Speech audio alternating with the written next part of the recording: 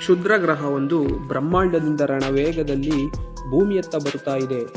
ಈ ರೀತಿ ಭೂಮಿಯತ್ತ ಧಾವಿಸುತ್ತಿರುವ ಈ ಕ್ಷುದ್ರ ಗ್ರಹ ಭೂಮಿಗೆ ಅಪ್ಪಳಿಸಲಿದೆ ಎಂದು ಶಾಕಿಂಗ್ ಎಚ್ಚರಿಕೆಯನ್ನು ವಿಜ್ಞಾನಿಗಳು ಕೊಟ್ಟಿದ್ದಾರೆ. ಏನಿದು ಕ್ಷುದ್ರ ಗ್ರಹದ ಭೀತಿ ನೋಡೋಣ ಬನ್ನಿ. ಹೌದು, ನಾಸಾದ ವಿಜ್ಞಾನಿಗಳು ಮತ್ತೊಂದು ಮುನ್ನೆಚ್ಚರಿಕೆಯನ್ನು ಕೊಟ್ಟು ಬಿಟ್ಟಿದ್ದಾರೆ. ಖ್ಯಾತ ವಿಜ್ಞಾನಿ ಸ್ಟೀಫನ್ ಹಾಕಿಂಗ್ ಒಂದು ಮಾತು ಹೇಳಿದರು. ಭೂಮಿಯಲ್ಲಿರುವ ಜೀವಸಂಕಲಕ್ಕೆ ಅತಿ ದೊಡ್ಡ ಸಂಕಷ್ಟ ಅಂದರೆ ಅದು ಕ್ಷುದ್ರ ಗ್ರಹಗಳು. ಇವುಗಳು ಭೂಮಿಗೆ ತುಂಬಾ ಡೇಂಜರಸ್ ಅಂತ ಸ್ಟೀಫನ್ ಹಾಕಿಂಗ್ ಹೇಳಿದರು. ಆದರೆ ಇದನ್ನು ಯಾರೂ ಕೂಡ ಅಷ್ಟು ಸೀರಿಯಸ್ ಆಗಿ ತೆಗೆದುಕೊಂಡಿರಲಿಲ್ಲ. ಆದರೆ ಇದೀಗ ಇದೇ ಕ್ಷುದ್ರ ಗ್ರಹದಿಂದ ಭೂಮಿಗೆ ದೊಡ್ಡದೊಂದು ಗಂಡಾಂತರ ಕಾದಿದೆ ಅಂತ ಸೂಚನೆ ಸಿಕ್ಕಿದೆ. 2029 ವೇಳೆಗೆ ಭೂಮಿಗೆ ದೊಡ್ಡದೊಂದು ಕ್ಷುದ್ರ ಗ್ರಹ ಅಪ್ಪಳಿಸುತ್ತೆ ಅಂತ ವಿಜ್ಞಾನಿಗಳು ಎಚ್ಚರಿಕೆಯನ್ನು ಕೊಟ್ಟಿದ್ದಾರೆ. ಈ ಕ್ಷುದ್ರ ಗ್ರಹಕ್ಕೆ ಅಪೋಸಿಸ್ ಎಂದು ಹೆಸರಿಡಲಾಗಿದೆ. ಈ ಕ್ಷುದ್ರ ಗ್ರಹ ಇದೀಗ ಭೂಮಿಯತ್ತ ಧಾವಿಸಿ ಬರುತ್ತಾ ಇದೆ. 2029 ವೇಳೆಗೆ ಈ ಅಪೋಸಿಸ್ ಭೂಮಿಗೆ ತುಂಬಾ ಹತ್ತಿರ ಬರುತ್ತೆ ಅಂತ ವಿಜ್ಞಾನಿಗಳು ಹೇಳುತ್ತಾ ಇದ್ದಾರೆ.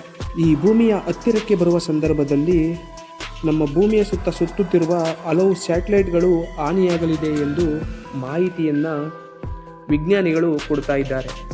ಇಲ್ಲಿ ಈ ಕ್ಷುದ್ರ ಗ್ರಹ ಭೂಮಿಗೆ ಅಪ್ಪಳಿಸುವ ಸಂಖ್ಯೆ ತುಂಬಾ ಕಮ್ಮಿ ಅಂತಾನೆ ಹೇಳಬಹುದು. ವಿಜ್ಞಾನಿಗಳ ಪ್ರಕಾರ ಈ ಕ್ಷುದ್ರ ಗ್ರಹ ಭೂಮಿಗೆ ಅಪ್ಪಳಿಸುವ ಸಂಖ್ಯೆ 100ಕ್ಕೆ ಕನಿಷ್ಠ 3ರಷ್ಟು ಇದೆ ಎಂದು ವಿಜ್ಞಾನಿಗಳು ಹೇಳುತ್ತಿದ್ದಾರೆ. ಕೇವಲ ಅಷ್ಟೇ ಅಲ್ವಾ, ಇದಕ್ಕೆ ಯಾಕೆ ಟೆನ್ಷನ್ ಮಾಡಿಕೊಳ್ಳಬೇಕು ಎಂದು ನೀವು ಹೇಳಬಹುದು. ಆದರೆ ಒಂದು ನೆನಪಿರಲಿ, ಬ್ರಹ್ಮಾಂಡದಲ್ಲಿ ಯಾವಾಗ ಏನು ಬೇಕಾದರೂ ಆಗಬಹುದು. 3% ಸಾಧ್ಯತೆ ಮಾತ್ರ ಇರೋದು ಅಂತ ನಾವು ಕೇರ್ಲೆಸ್ ಮಾಡಬೇಕಾಗೇ ಇಲ್ಲ. ಒಂದು ವೇಳೆ ಅಪ್ಪಿತಪ್ಪಿ ಈ ಕ್ಷುದ್ರ ಗ್ರಹ ಭೂಮಿಗೆ ಅಪ್ಪಳಿಸಿತು ಅಂತ ತಿಳ್ಕೊಳ್ಳಿ, ಅದರ ಪರಿಣಾಮವನ್ನು ನಮ್ಮ ಕೈಲಿ ಇಮ್ಯಾಜಿನ್ ಕೂಡ ಮಾಡಿಕೊಳ್ಳಲು ಸಾಧ್ಯವಿಲ್ಲ. ಒಂದು ಕ್ಷುದ್ರ ಗ್ರಹ ಭೂಮಿಗೆ ಬಂದು ಅಪ್ಪಳಿಸಿದರೆ ಅದು 1000 ಮೆಗಾಟನ್ ಎನರ್ಜಿಯಲ್ಲಿ ಬಂದು ಅಪ್ಪಳಿಸುತ್ತೆ. ಇದು ನಿಮಗೆ ಅರ್ಥವಾಗದಿದ್ದರೆ ಒಂದು ಉದಾಹರಣೆ ಕೊಡ್ತೀನಿ ಕೇಳಿ. ಜಪಾನ್ನ ಹಿರೋಶಿಮಾಗೆ ಹಾಕಿದ ಅಣುಬಾಂಬ್ 0.15 ಮೆಗಾಟನ್ ಎನರ್ಜಿಯಲ್ಲಿ ಸಿಡಿದಿದ್ದು. ಇಷ್ಟು ಪ್ರಮಾಣದ ಬಾಂಬ್ನಲ್ಲಿ 2 ಲಕ್ಷ ಜನರನ್ನು ಬಲಿ ತೆಗೆದುಕೊಂಡಿತ್ತು.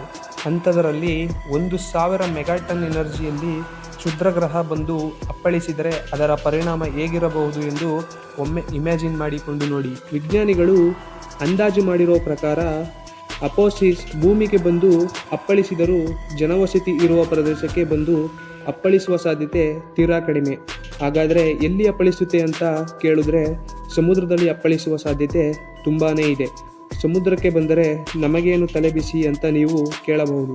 ಆದರೂ ನಾವು ಖುಷಿ ಪಡಬೇಕಾಗಿಲ್ಲ. ಸಮುದ್ರಕ್ಕೆ ಬಿದ್ದರೆ ಅದು ನಮಗೆ ಅಪಾಯನೇ.